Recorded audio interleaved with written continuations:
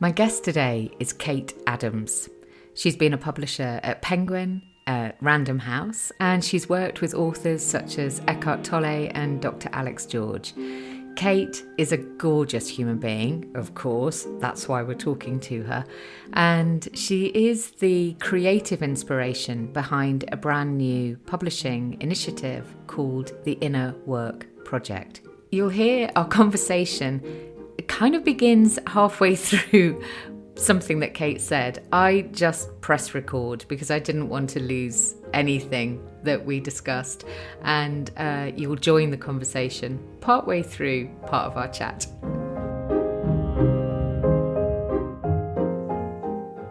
Welcome to the Henny Flynn podcast, the space for deepening self-awareness with profound self-compassion. I'm Henny.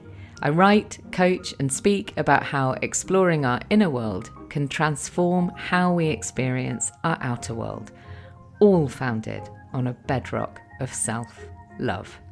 Settle in and listen and see where the episode takes you. Say that bit again about when you start thinking. Oh, when you start, yes, you start thinking about the moments when you kind of start doing inner work, like why on earth did you start kind of looking at the inner life and that sort of thing. And I was listening to someone else do a podcast, and they were saying most people have a crisis, and I would look back and think, oh well, I was really well brought up and had lovely parents, like there's no crisis kind of thing. And then when you actually chart back, you can see the moments where you think, like a book reached out to me, or a person reached out to me, and started that journey, which not everyone does, but those of us that do. Also, there's something there about, sometimes those crises are very angular things. If we think of our life as a timeline, they suddenly kind of explode up. And I definitely have experienced a few moments like that where sort of I've had this kind of wake up call. Yes. Not necessarily heard it fully, but when I look back, I can see, oh my goodness, there were that was significant in my life. Yeah. But so sometimes they happen and we don't hear it or don't see it fully. But also sometimes they're almost something that, like you say, like a particular book or even a conversation with someone can activate something that's been dormant, that's been sitting under the surface. And without even really understanding why it's resonated so deeply with us, we just know that it has. Yes. Because I'm preempting, but I knew that you would ask me about books and what kind of books have affected me, and because I've always worked in publishing, and I did sort of think, how on earth did I get interested in well, how did you, for want of a better word, woo books and kind of spiritual, and it was sort of like I sort of circled them for a while, when I started out in publishing, my second job was at a little publisher, which was where I grew up, called Element Books. And I didn't know, when I was growing up, I didn't really know what they did and who ran it and stuff. And then when I was growing up, I came back to work there and realized that, they were into spiritual books and things like feng shui and like they would do these amazing books on the pyramids and things. And it was a bit early for me. So I sort of was there, but not a lot of it kind of went in. But obviously some of it did. When you go back, you're like, oh, that's really when you look back. So it's good. It is nice to, like we were saying, like, I love living in the moment, but also looking back and then looking forward, like, oh, what's like interesting stuff in the timeline. I have a similar recollection. When I was 18, I moved to Spain to work, and I came back for Christmas, And just as I was saying goodbye to one of my brothers as my parents were driving me off to the airport, and he thrust a book through the car window and said, got you this. And it was called, it's in my loo still here in the house. And it's called something like Messages for the Advanced Soul, and it was, I now know so much of it was like, actually, they're like affirmations, they're mantras. And so many of them came from Eileen Cuddy, who founded Findhorn, which is like an incredible spiritual centre up in north of Scotland. Yes. And so now I recognise, oh my goodness, at 18, there I was reading this book that actually, completely shone a light on the direction my life was going to take.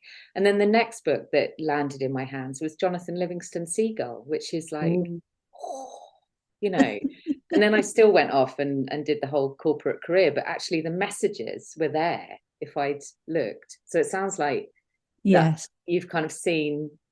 Yes, but I probably missed them a lot more than you by the sounds of it, because and even that I worked in publishing, so they were there all the time. But when my next job was at Random House, and it was with a publisher called Ebury, and part of Ebury was Rider Books, and they do lots of these classic spiritual books, and I worked on the health list at Vermilion. So I kind of just, again, was kind of tiptoeing around them. And I don't know, obviously you pick up free, but, and you think, oh, I'll try that. And I picked up Women Who Run with the Wolves. Now, again, it was a little bit early because it is really dense. And I think a lot of these books, we say, yeah, I've read that and it was great. And did we really, and and I sort of, I don't think I really did read it. And then years later, I've gone back to it. And for anyone who kind of has heard of it and thought, oh, I'm interested, but thought, yeah, it's a massive book. I now kind of use a bit like an oracle deck, and I open it up and see what's there, in the page that I open it up. And some really interesting things have come up from that. So you sort of then get into the topic, that she's doing at that, in that, on that page. And that's fascinating, because whatever age you are, it kind of becomes relevant again, that book. So it's incredible. But it was, I think that people are being able to read these kind of things much younger now. And I think that our generation, you sound like you were well ahead, but I probably was in amongst the people where we were still tiptoeing around a bit. And then later, like mid-30s, really sort of then dived in. I mean, I have to say that I only relatively recently picked up Women Who Run with Wolves, and I got about halfway through and it was just so heavy and so dense. Yes. I just thought, like, I'm reasonably bright, but this is like, it felt like it was kind of intellectualizing to such a high degree that it was almost impossible for me to like wade through it. And then as I'm listening to you, I'm having a bit of a reframe that maybe I was reading it intellectualizing what she was writing, so kind of layering my cognitive thinking onto it, rather than doing what you're describing, which is opening it up and seeing what it offers from a kind of heart space or a intuitive space. No, I find it very, yes, I use it intuitively now. So I was and I do ignore it sometimes to my peril, because I was offered a job, and then I opened, and I didn't know what to do, and I opened it up, and it was a story about the gilded cage, and it was about as obvious as it could be, and I took the job anyway. But it was funny because it was a gilded cage, and I am such an independent spirit that if I ever use that phrase, sort of like taking a job. It's not going to work out in the long run for me. But, you know, I can do interesting things for a while with any role. I'll give it a go. But yeah, it was funny because it was sort of foretold. And then when I stopped working with any companies and didn't know what I was going to do really, and then I opened it up, and it was all about the fallow time and how there are times when very little happens, and it's fine, and go with it, like just roll with it. And I did, and so, you know, that sort of patience that is difficult to have today. Yeah, and then recently I opened it up, and it was the letting go of your good mother and letting in the wild mother. So that was really nice, yeah, because it's I like many women, I have that thing that's the to be good is the kind of what we're meant to be, is to be good. And this was like, it's okay, that's fine for a while, but then let the wild mother in. So how does that inform what you're doing now? I mean, it, you know, in terms of the inner work project. Yeah, so I basically, it's to not be, I find it, I always want to be free. That's my big thing. It's like to be free and don't worry about it, and don't worry if you mess up. But there's also the good girl who's just terrified of messing up, and this resonates so deeply, Kate.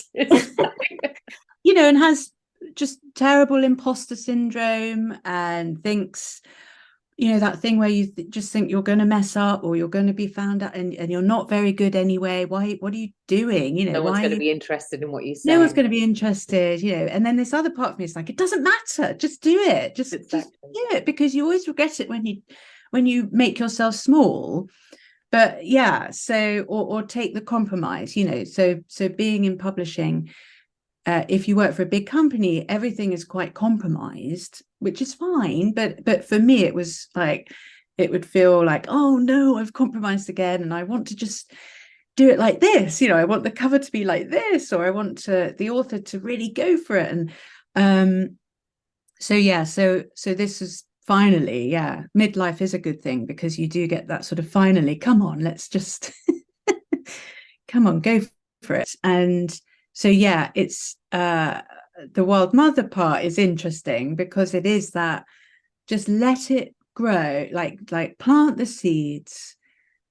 Don't get hung up on stuff too much. Just do it, like, and working with authors, you know, just have fun together. People have got really great things to say. It is that thing of don't worry about the outcome. So that's the kind of thing of, you know, the spiritual path. It's fascinating when you look at work, because we're constantly worrying about the outcome rather than just enjoying what we're doing. And it doesn't really work, you know, it doesn't really give a lot of satisfaction, because even if you work really hard, and I've published some you know, huge bestsellers, not massive, but I've published a few big bestsellers over the years, but you kind of, you work so hard to get them to be the bestseller, and then they are a bestseller, and you go, oh okay, that's good, you know. But it's sort of, you didn't really enjoy the process because of that compromise. Because of this pressure to have this outcome. It's interesting. Just in case anyone can hear, there's a lot of noise in the background. It's Ronnie rearranging the furniture, so we're just going to have to endure that until he settles. But anyway, but there's a phrase that came to me as you were talking, which was grab the nettle and make tea. And it's almost like this. Okay, so go for it, and then it's create this soothing place. So even though it might feel a bit scary to be picking the nettle, it can become this incredibly nourishing and restorative thing. Yes. And also just sort of reflecting on what you said about that kind of compromise and being a free spirit. I think so many of us resonate with that, because there's this story or this set of beliefs that we carry, whether that's from like family stories or just cultural stories or societal, messaging that we absorb, that this is what a career looks like. This is what work looks like. And I know when I first did like my like huge shift 6 or 7 years ago, 7 or 8 years ago now, it was really scary to sort of say to them, whoever they are, because really nobody was judging me at all, it turned out, but it was really scary to say, I am not continuing with this big, impressive career and wearing high heels and all of that thing, and actually I'm going to do the stuff that I really want to do in the way that I want to do it, and work the hours that I want to work, which doesn't mean I work less, but I just work very differently. All of those things felt like a release of that compromise. And maybe that's something that resonates really strongly with so many of us actually right now, with the impact of lockdown and COVID and the change in working hours and working structure, and people starting to say, actually, does it have to be done this way? Is there another way? Maybe I can do that too. Yes. And it's kind of listening to within. I mean, this is the inner work project. It's very much what you do. It's because for some people to be in a workplace is brilliant, and they love it. But for me, I remember when I do tell this story because I was doing a book with a career coach, and she was great, and she said, "Oh, what would you change? What would you change, Kate, if you could change something?" And I just was kind of like, "Oh, I don't know. Like a big huff." And I thought, well, do you know what, the thing that really gets me is I really don't want to sit by the photocopiers anymore. And it was this kind of like, I was like a child, but I would go in each day and I would sit down next to the photo, and I was like, why did they put the health editor next to the photocopy? And I would really kind of stomp my feet and feel I couldn't stand it. And it was like, would to most people be a very small, not to most people, but some people would be quite a small thing. And to me, it was actually quite make or break, and it was kind of like, I don't want to spend my life, and you realize it's like, it's okay. You can put your hand up and change things. I know it sounds like easier said than done. And it's like, I'm lucky that I've managed to do this. But it turns out, I am just an outdoors person. I am meant to be outdoors quite a lot of the day, and I just feel like myself. And so whatever the work is, if it takes away too much from your own what works for you as a person, then it gets really hard, and it is hard to enjoy, even though you do your best to do it well. Obviously we do all do that, but it is hard. So it at some point it's just like, do you know what, I've got to listen to what's being said inside. And it's interesting actually as well, because I think this does sort of weave through, you and I have obviously talked a lot about inner work project, and and I think I've got a reasonably clear understanding of that deep motivation that you have around what you're creating and the books that you're starting to publish. But there's something about in those moments where we notice that we need something to change in order for us to feel more fulfilled, to feel more ourselves, whatever it might be. Often it's about addressing what there might be a limiting belief that we don't believe something can change. And actually, that is the very, very first point of shift for so many of us.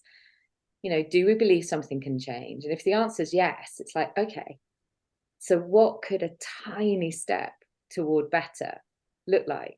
And in another universe, Kate, the tiny step toward better might have been you've got a desk by the window and looked out on trees and was able to kind of create more of that kind of sense of autonomy that you needed. That may have meant that you could have stayed in that workplace and still continued. So I think there's also this thing that often there are a number of kind of paths that we can take. And it really just sort of depends on those little like micro choices that we make at each stage that then mean we end up sitting in a stable in Herefordshire or sitting in a cottage in Oxfordshire, I think you are. Wiltshire, yes. So, no, it's true, and I completely agree that small changes are really important as well. But talking about the kind of motivation for the Inner Work project, I think is that thing of and lots of people are starting to say this, and I think I'm just I usually am part of a wave of thinking, I'm not at the forefront at all. I just you're kind of catching a wave, and but maybe you are part of the wave, Kate. I usually am part of a wave, yes. And it's that we've been kind of going, there's been lots of years where the teaching, we're given the teaching, we're told what to do, or this is how you can, change. But as you were saying that, what's the step that makes a change? And I was thinking of people that ask me, like, Kate, I really, really want to make a change. And I don't have the answer for them, because, as we've spoken about, the answer comes from within each of us. And there isn't really a way around that. I don't think, I don't think it can be given. It's like when you try and form a new healthy, it's very easy to form habits, except, when they're these healthy ones, the should ones, like I should take my vitamins, or I should, this, that, and the other. And then they're really, really hard, because it's this kind of like, there's got to be the shift from within that's really like authentic, really real, like the deep shift to make any kind of change, even if it seems small on the surface. And so, I think that the motivation for the Inner Work project is just giving different ways, shining a light on different ways, like different processes that we can all use, that, one might go, that's the step I wanted to make, or that's the because meditation is wonderful for some people and not for others. You do a lot with journaling, which I've recently got into and now love, because it kind of like, it opens up this sort of channel with yourself, with your higher self. And then the answers do start to come. And there's that thing of like, you might be in a position where you think, I really want to change, but I don't know how. Or I just can't seem to do it. But I think there are these processes that, they've been around forever, as it were. So it's sort of bringing them up again and helping people to actually engage with them, which is why I'm doing workbooks, so that we kind of engage on the page rather than sort of sit there in a slightly submissive way. That's a lovely line, by the way, Kate. Engaged on the page. I think you might need to note that one down. That's exactly what it is, isn't it? I mean, as I listen to you, I'm really mindful of actually the company that I did my initial bit of coach training with. The thing that made me choose them was there was a quote on their website, which I don't believe is there anymore, which said, "Beware the man of one book."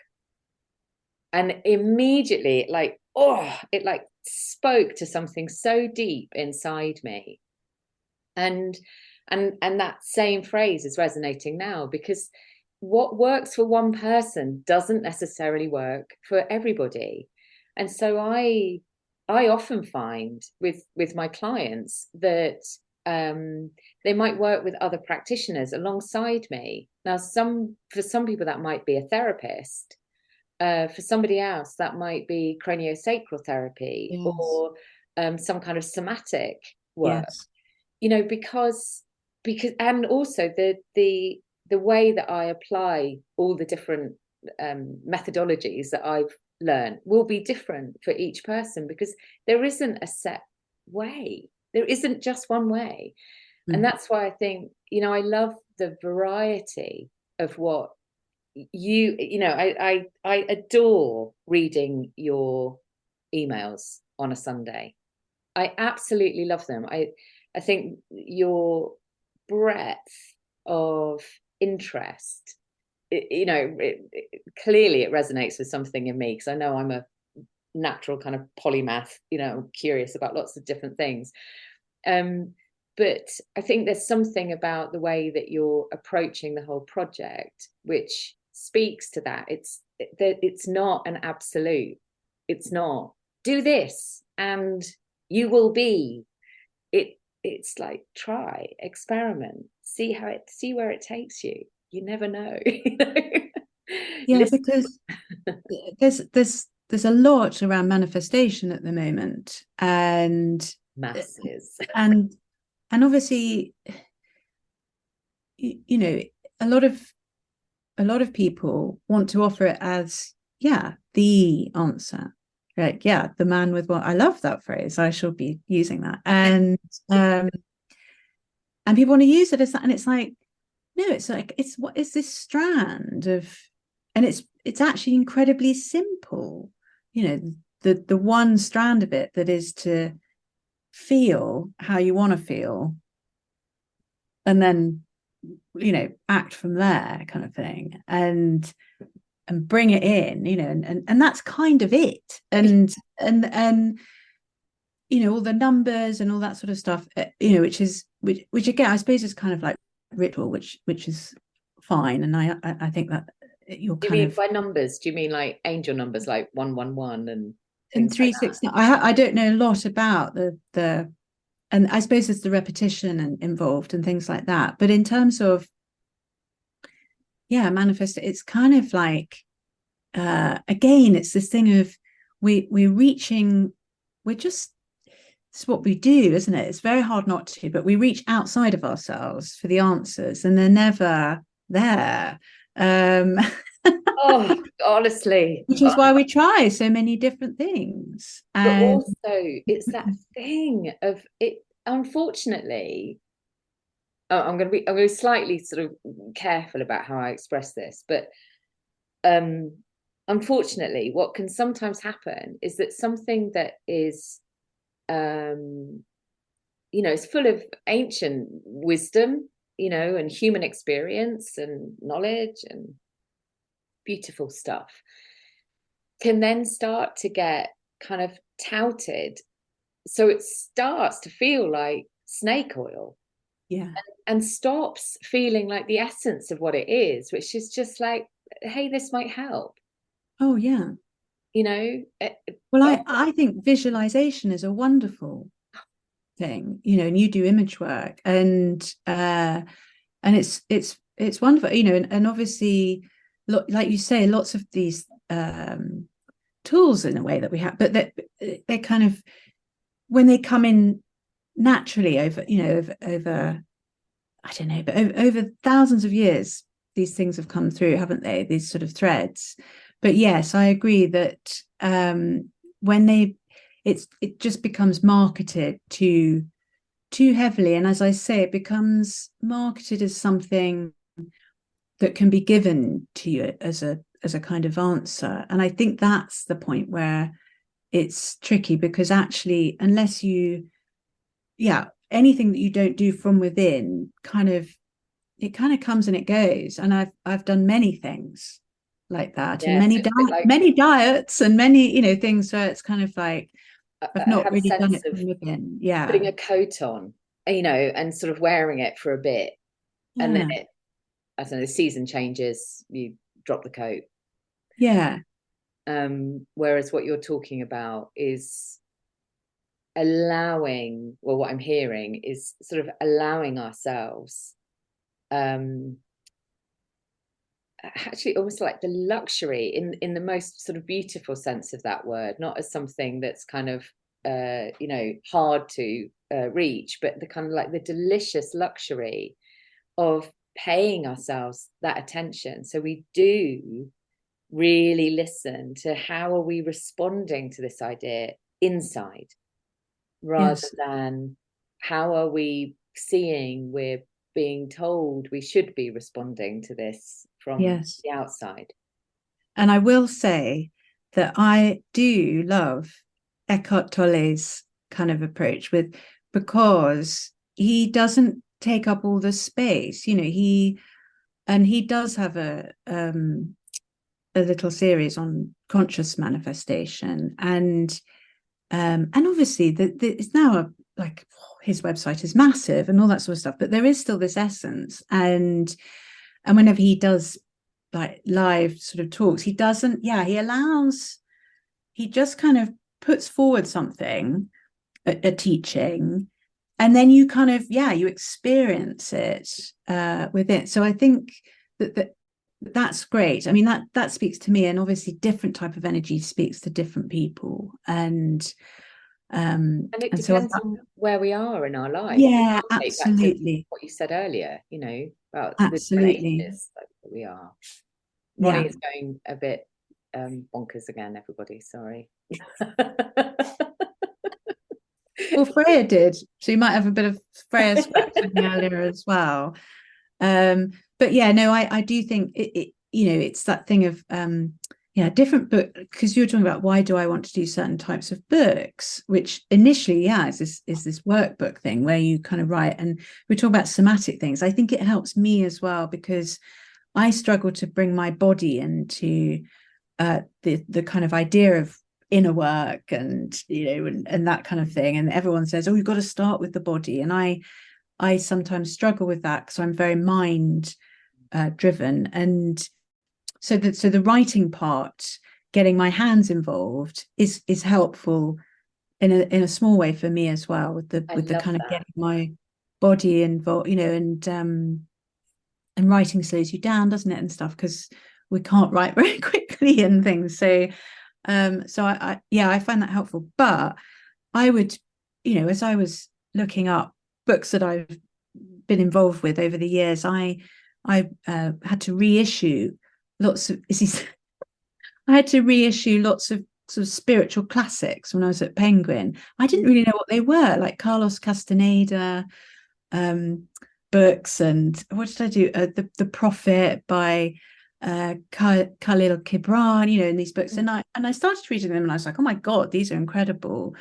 And they're not workbooky at all. They're just kind of these beautiful teachings. And I would, in a heartbeat, I'd kind of do wonderful new editions of these, to take to new readers and that kind of stuff. So I think there are so many different types of books that just give us a little step, like stepping stones into ourselves in a way, and help, and they're little guides, aren't they? And like guides as in things that hold a torch for us, and light the way a bit, and then we kind of make our own way, and find our own treasure. Yeah. Just And something. I think there's something in here about, just thinking back to what you said about how often, like within very large publishing houses, there's a constraint, because so my background is marketing and brand, as you know. And, you know, often what we're looking for is a very clear message, like what's the outcome that someone can expect. And so, you know, it's very clear here listening to you that this is a much more kind of adult to adult experience. It's much more about sort of trusting the reader to be able to interpret what their own response is without having to be told this is how to feel. And I think there's something that you and I have touched on in the past, which is about, you know, like the genre. It's very curious, isn't it? Like, what do we call this genre? Because phrases like self-help, you know, just feels very uncomfortable, I think, for me anyway, when I listen, you know, hear that, or even like, is it well-being? Like, what is it?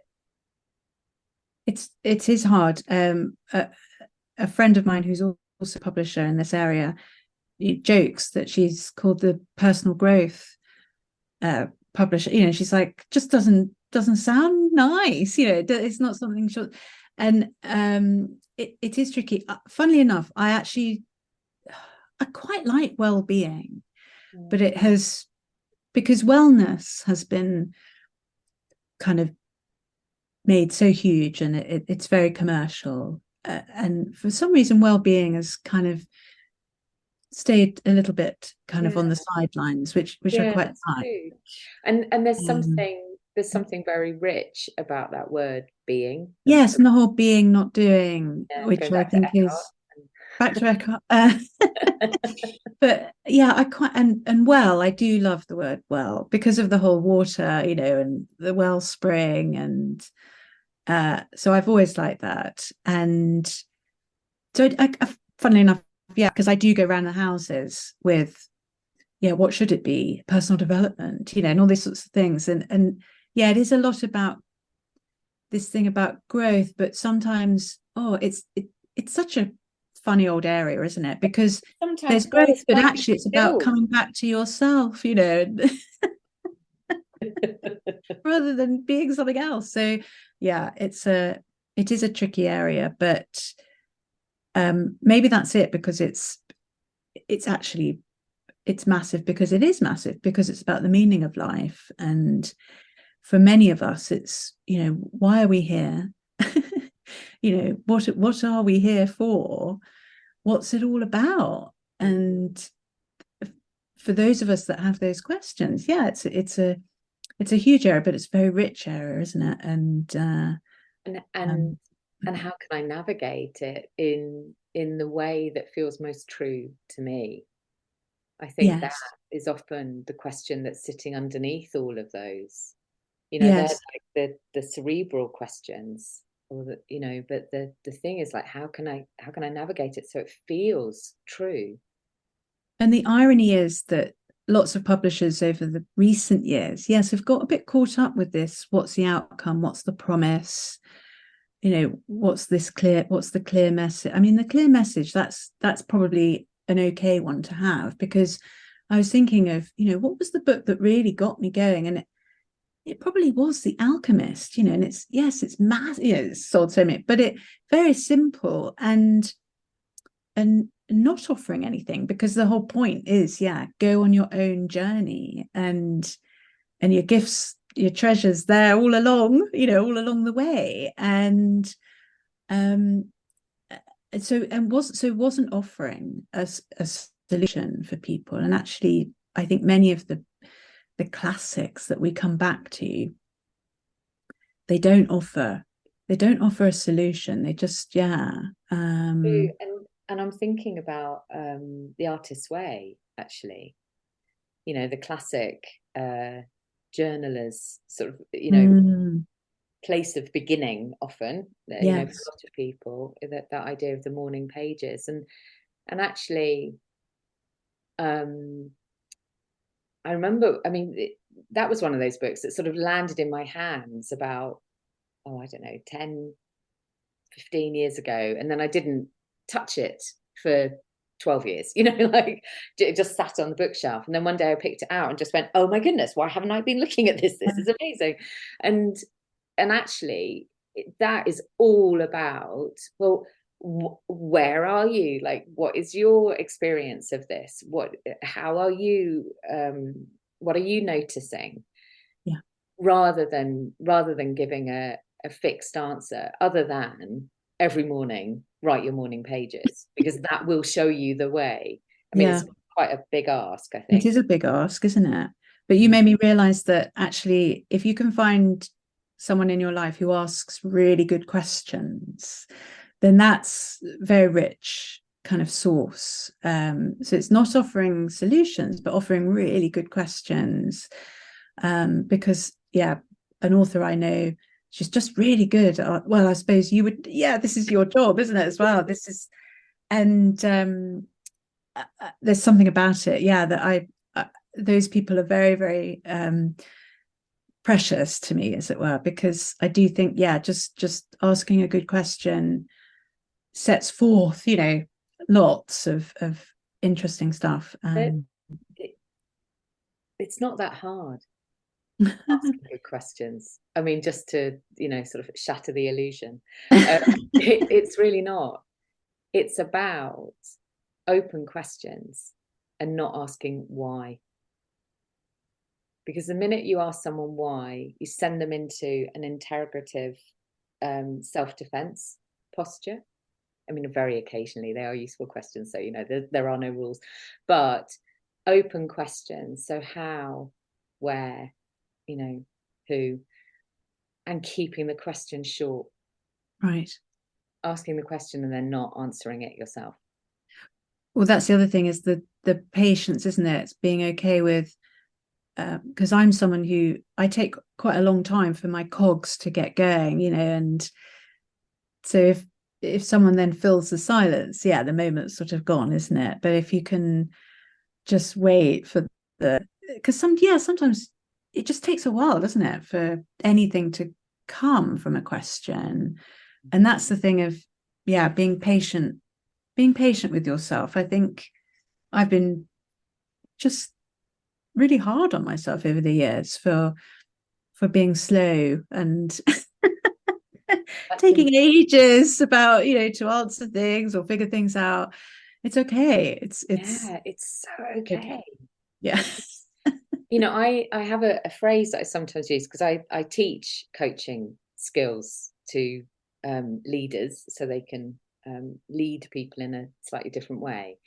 And one of the things is, it's about silence, like you say. It's about that ability to be comfortable, maybe in the discomfort of the silence, but learning how not to wade in and fill the gap.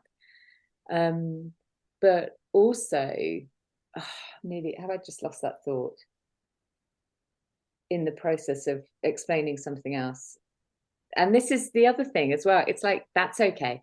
Oh, that's it. Being a verbal reflector. It's a phrase that I often will sort of introduce when I'm doing this training, because a lot of people are verbal reflectors, and they'll do what I've just done, which has gone, oh, hang on a minute, I've slightly lost the thread. And if you step in at that point,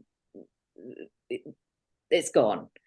But allowing people that space. And so I love your reflection there about turning that attention, that allowing, back to ourselves, and allowing ourselves the time of reflection. And also acknowledging that often we don't do that because we're concerned about what it might reveal. Yeah, for sure. We fear the stuff that might come through, and I definitely see that a lot with clients. And I suppose that's the other thing here, is that in this practice of exploring things with ourselves, is trusting that what will come up is what is okay for us to notice right now. Yeah, it's a very There's good, a kind of psychological safety to this process. We will keep ourselves safe. That's a really good, And actually doing the work partly with yourself is safer. I've done group work where however hard the person tries to make it safe, there were moments when things would spill over because it was somebody else's, pain or something that would then affect someone else. And so it was really good that it was not always on your own terms, as it were, whereas you will do it on your own terms. And I think having an awareness of that is really important. So I'm very mindful when I do group work. The structure of it is incredibly tenderly crafted in order that everyone is okay. But you're right, I've been in situations where in groups where I've suddenly not felt safe. And it's those moments obviously that teach me as a practitioner, even more, because it's like what not to do. But what I have found myself is that inner reflection, that learning how to relate to myself has been absolutely fundamental in building what I now see as like the essence of all of my work, which is self-compassion. When we have that, when we start to connect more fully with that deep part of ourselves with compassion, it just opens things up in such a beautiful way. And I see that as being really sort of one of the elements that's at the essence, at the heart of what you're creating. Absolutely. And I think we often say this, if you're in this area, but I think it's worth saying again, is the thing of doing inner work and working, with to connect with yourself isn't selfish. And I know it's said many times, but it does need to be said, because that's one of the things we go through. It's like, oh God, am I just obsessing about myself? And is that just me, talking to my ego again and all that sort of thing? And it's but as you do it more, you do understand the difference, kind of like, oh, there's my ego, or there's underneath, and that's quite real. And then connecting with other people does get kind of easier, like it gets a bit more real. And it's interesting because breakthroughs do sort of weirdly happen as well, with more difficult relations, or that you didn't quite get someone, but you kind of get each other, and you accept a lot more, and you don't expect so much, and all that sort of stuff. So it works that way as well. And the one thing I did want to say is being in my role, it's obviously not, it's mainly not about me, it's about authors writing, and I love being a kind of mirror for author, who is quite a put yourself out there. It's not easy. And whereas I sort of sit there as this mirror going, oh my God, that's really interesting. Like, did you hear what you just said? Like you'll say to people, oh, you said something very interesting there. And that's what I do, like with authors, is help them find the essence of, their book or their writing or their teaching. Because I'm sitting there like, oh, this is fascinating. And they're kind of like, oh, this is what I say all the time. And I'm like, oh, no, it's great. Or, again, it's that just asking the question that then it's like suddenly their voice comes, their writer's voice. And I get such a kick out of that. Oh, so the inner work is the outer work. And that's when it really, flows. So I, when I was thinking about this conversation, I wrote a sentence which is how Kate explored her own work with a capital W through her work, and it led to the inner work project. Yes.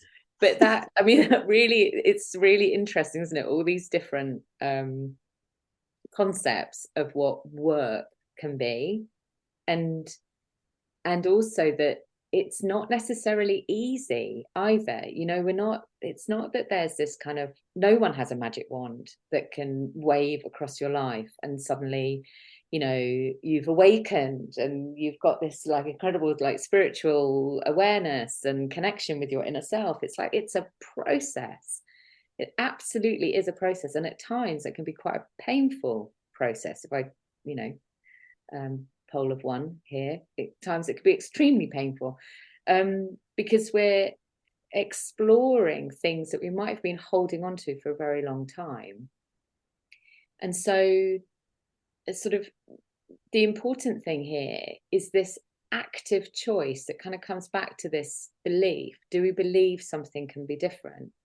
And then making this active choice toward ourselves and saying, oh, I see you, my darling. I see you, and you are worthy of my attention.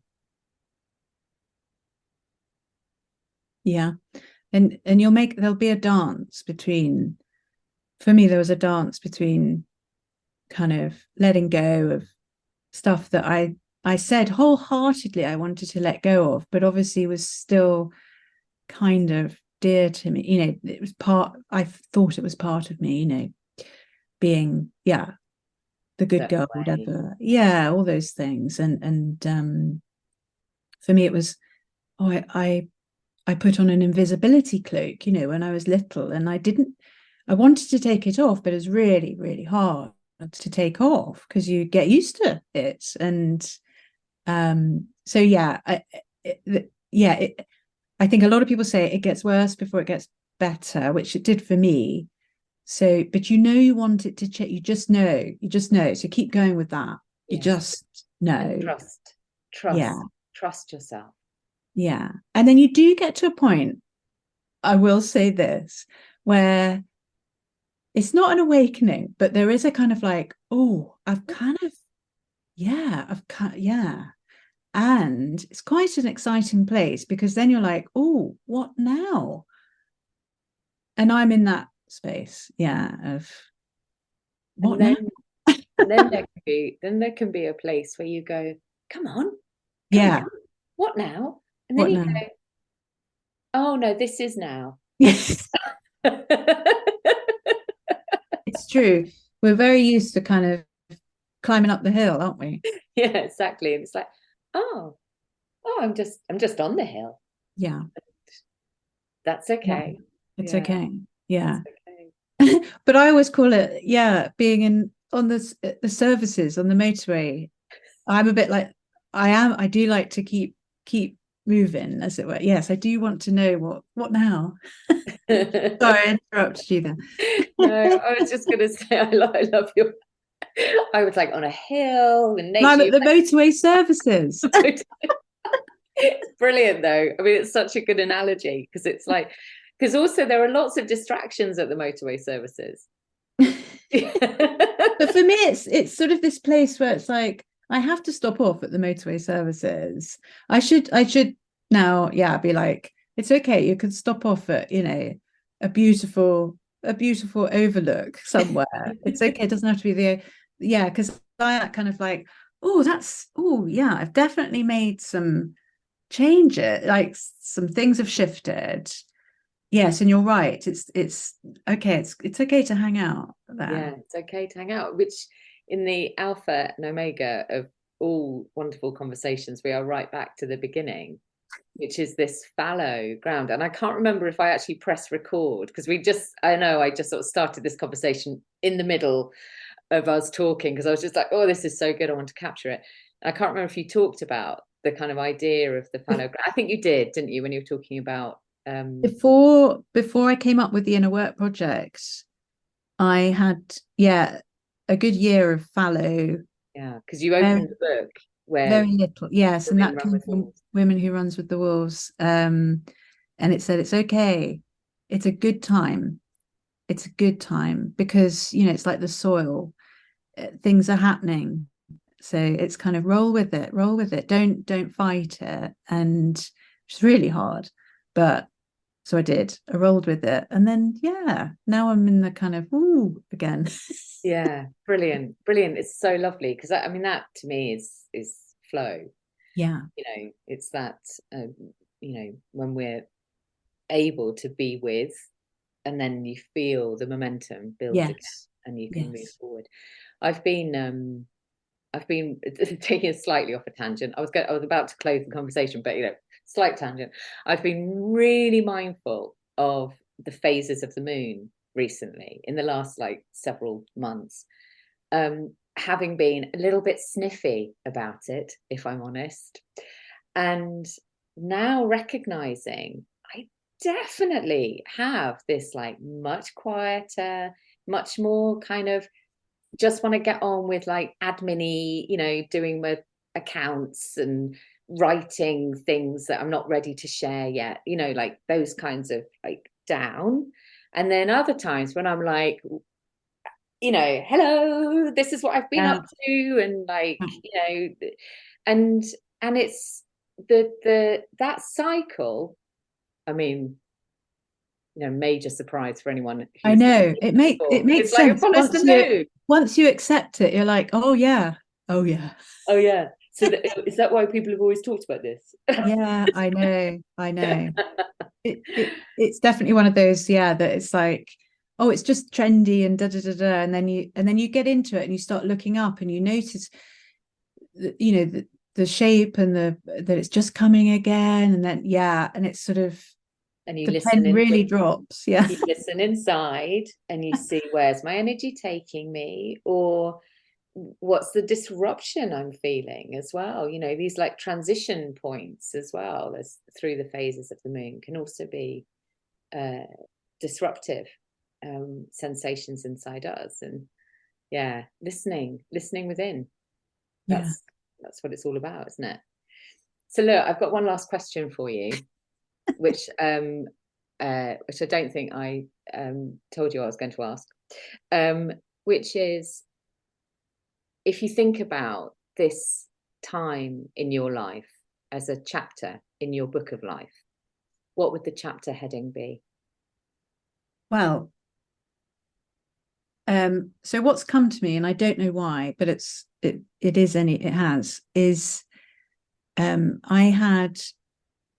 drew a treasure map for myself because I thought that would be fun. And in my treasure map, there was I drew a book, and it was the Book of Secrets.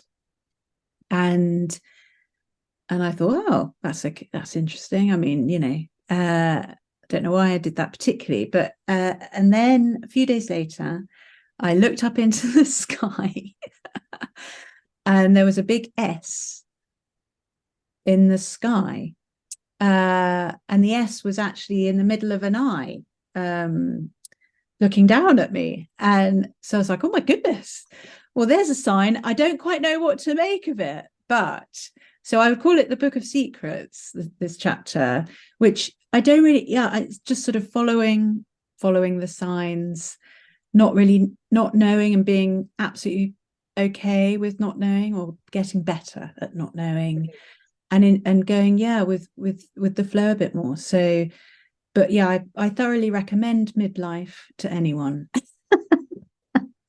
Me too, Kate. Me too. I mean, I say that now. Maybe next week I'll change my mind, but and also this whole well, you came to that talk that I spoke at in the summer at the festival, where we were talking about reimagining elderhood. This idea of midlife, actually we can just carry this all the way through, as far as we want to go. It's just this is really what it is like to be me. It's funny, I feel I have stepped into my power, as they say, which is part, I think, of this time, but it's not what I thought at all.